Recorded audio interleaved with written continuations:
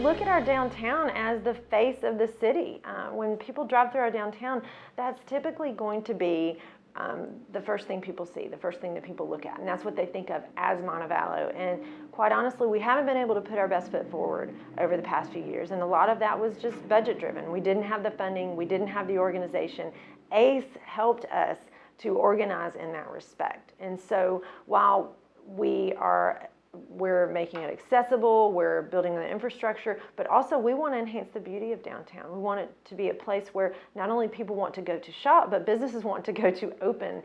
So we've worked on a number of different projects in conjunction with our streetscape project. Montevallo considers itself an arts community. So one of the things we like to do is incorporate visual art in our downtown. So currently we have 3 in our downtown area, highlighting our sister city, highlighting nature versus nurture, and this newest one right behind me, which is done to celebrate our bicentennial, our heritage of our city. Montevallo is proud to be a Main Street, Alabama designated city for the last year. We got designated in June of 2016. So in the last year, we've really been able to focus on their 4-point approach in design, organization, economic vitality, and promotion. So we've been focused on events that bring people to downtown. We want downtown to be a place where not only is thriving for the business community, but people want to hang out. People feel invited and welcome, and it's a thriving, diverse population that wants to be here. We promote ourselves as a walkable community, but yet in the heart of our downtown, we're not able to travel safely from one place to another, particularly if you have a disability. So what we were able to do with that is, again, get the community vision. That's what's important. Get buy-in from the community, get input from the community, and then identify what our needs are and what our interests are. So we were able to secure significant funding in order to develop our downtown, and now based on that, what we're doing is we're improving all the sidewalks, everything will be handicap accessible.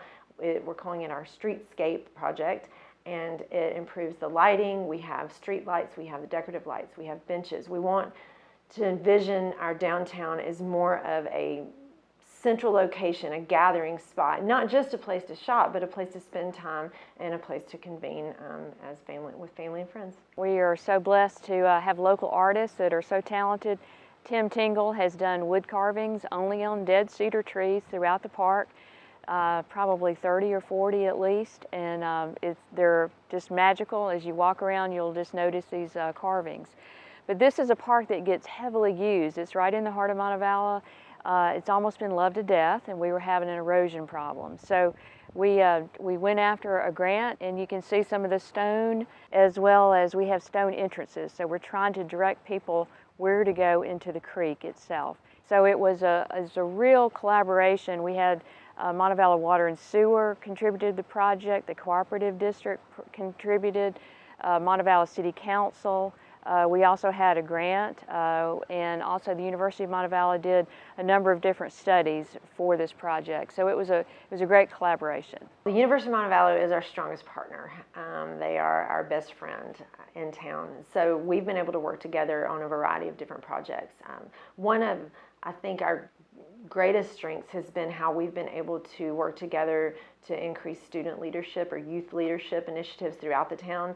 So we work with university students, and these university students will serve as mentors in some capacity to our high school students. And so that's been really helpful. University students crafted this petition to get Taco Bell to Montevallo. And bring the bell to Vallo, I think is what it was called. Well, the high school students got wind of this. They weighed in on this petition. Everyone started signing this petition, and it was mainly the youth that signed this petition. So they decided that this is something that they wanted, and through this petition, that got the attention of the bigwigs at Taco Bell, and now you can go down and you can actually see the physical structure being built. And what's just so heartening to me is that I can go back to these kids and say, you wanted something, and you did something about it. The Cooperative District is a very unique partnership.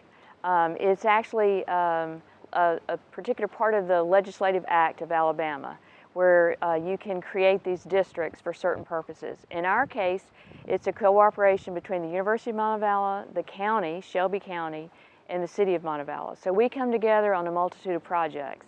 The only continuous source of revenue for the Cooperative District is 90% of a 1% tax increase that the City of Montevallo passed.